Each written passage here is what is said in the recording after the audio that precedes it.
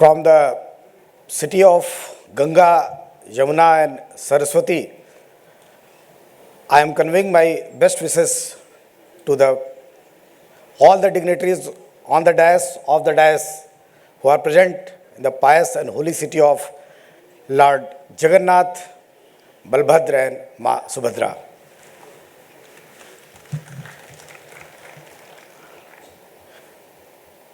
I think so many things are being covered in the presentation.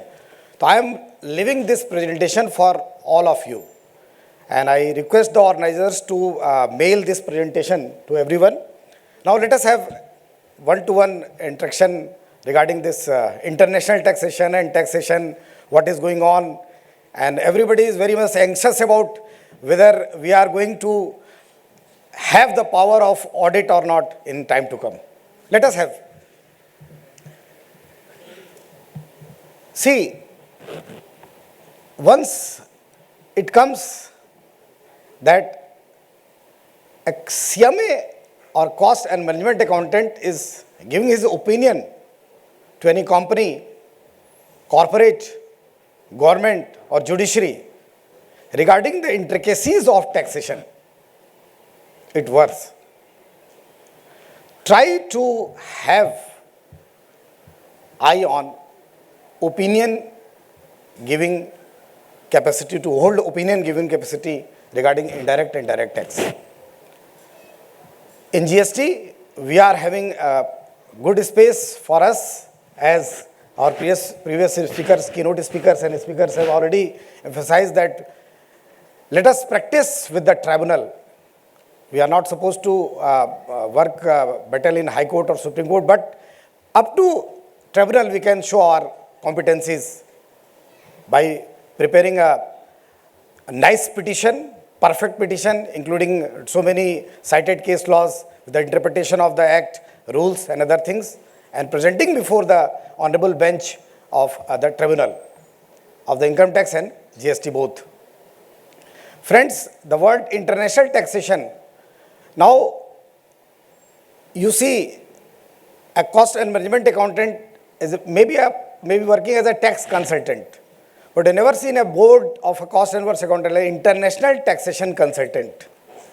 It's a huge and vast area where you can work.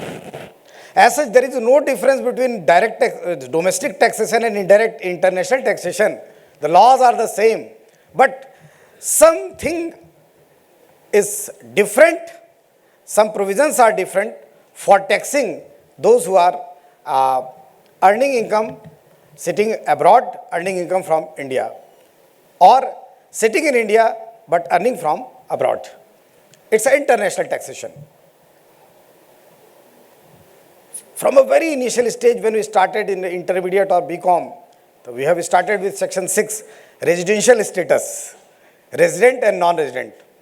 And it is the right time to decide the resident and non-resident. Who is NRI, who is not NRI. In case of individual, number of days to be calculated in a block of 5 years, or say previous year. And for companies, for domestic companies registered in India, they are always residents. And for those not domestic companies, if control and management fully situated in India, they are known as resident company, otherwise non-resident. So beginning from residential status, if you have calculated the residential status of an individual or other than individual, then you proceed for PAN. PAN means permanent account number. If the person is already having PAN, if person is Indian citizen but NRI, if having already having PAN, but if person is citizen of abroad but NRI in India, and first time or any time he is entering into the financial transactions within the 14 nautical miles of the India or within the territory of India, he need to obtain PAN, and that PAN is known as international PAN. NSDL is right now, since last 20 years, after advent of e-taxation, entitled to issue this PAN cards with the help of the income tax department. This international PAN card cost around 1,000 rupees. Here, some different documents are required. Rather, Aadhaar, it requires your PAN, POI, etc., etc. So you need to obtain PAN. And after obtaining PAN, Now you are, say, you have started doing transaction with India. So if you have, or you have started doing transaction with abroad, you are citizen in India, resident in India, or non-resident in India, you are citizen of outside India, you are non-resident India or resident in India. So many combinations can be there. Now, for income, business income may be there, for capital gains may be there, royalty sort of the things, technology transfers sort of things are there. But all the 5 heads are there: salary, house property, any foreign citizen or a person who is living abroad, Indian citizen but NRI in India, having a property in India, through letting out it, he is having income. From selling out it, he is having capital gain, bonus, dividends, etc., etc. So assessment procedure is altogether same. Assessment procedure is altogether same. If he is agreed by the assessment made by the income tax department, he has to file his first appeal before the CIT appeal. Form is the same. If he is again agreed by the income tax authorities, then he has to file second appeal before the appellate tribunal. Procedure is the same. The tedious provisions are also the same. Rather, you say tedious provisions are harsh. If any entity outside India is doing some business in India, is earning profits, any payment made from India should be subject to TDS. TDS should be made. If any Indian citizen, any Indian or any resident is selling out his property worth more than 50 lakhs rupees, circulate, subject to 1% TDS. Whereas one NRI is selling or disposing out his property in India, then the rate of TDS is 20% plus surcharge. The form which is used by the resident Indian is form 26QB, whereas the form to be used by the NRI, it's form 26Q. He has to obtain, the buyer should obtain TAN, and then buyer should deduct tax on the payment made to the vendor. Assessment procedure is the same. TDS provision is something different.